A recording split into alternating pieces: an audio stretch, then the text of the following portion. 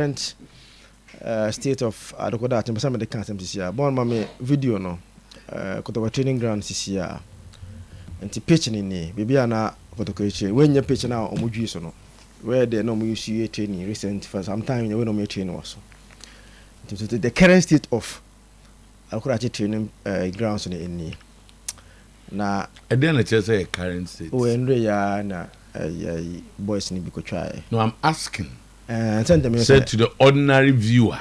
And again, I just say we and ra. Oh, send there. Me am quay na minim say and ra, and I make us and ra. TM fan say ungwana enim say ra. Yedi enim to us them so. And do more and do more around honi nya so nim say current state na ni. Oko sisi abun say. Can say bet my last week.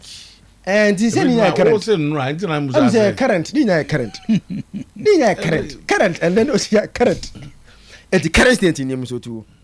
Now only maybe me who do ya let me wear a ho at the ama team Kotoko. Say look at even the environment.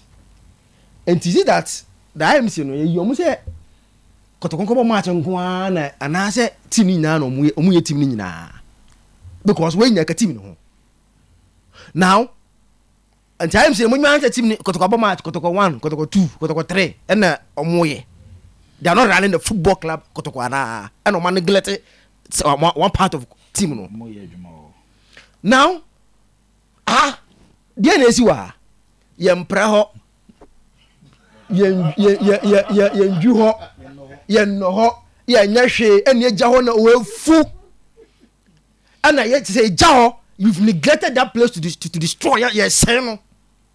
Now there me ya now Kotoko are spending 4,000 Ghana cedi every month at Pajo Park. Kotoko are spending every month 4,000 Ghana cedi to 10 years at Pajo Park.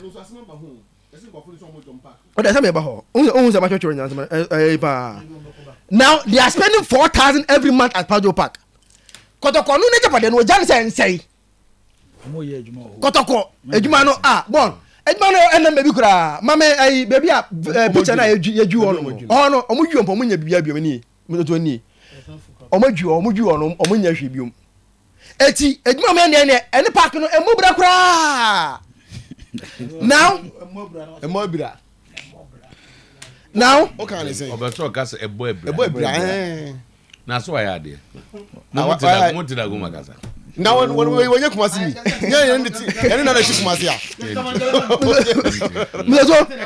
they've let their tenant pay to destroy say and say ana mu tell 4,000 Ghana cedi to Pajo KNU just for no say munji musun bia na mundi na de na say no this kind of dem dey there fa ho be munji na mundi na say de they are destroying their own to go and pay money to KNU to rather maintain their pitch our Pajo on no and omo de no mo ja na say na onim na anu yanke pamomo ade anya wo de has for that was the problem they were facing with you know koligwani apamomo who say insuo to say insuo to it's not advisable to be training on the pitch answer ebe say because insuo ni 20 ayen nti insuo to and na Kotoko ni training and am say yesere mo amunja training because the mo be say park no enti Kotoko statistician ko mo pe alternative value kura am ko rich coach no ko expect na say reje dey on pe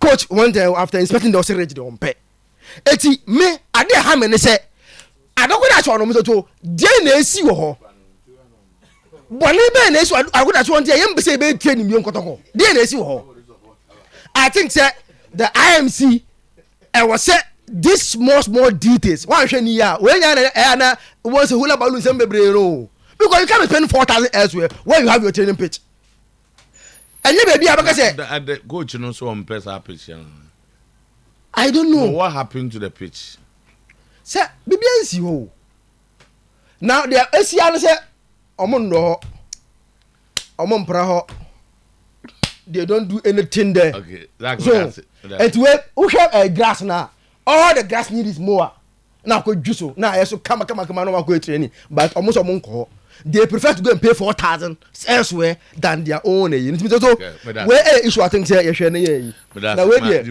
just 1 minute Mr. Blasters assembly there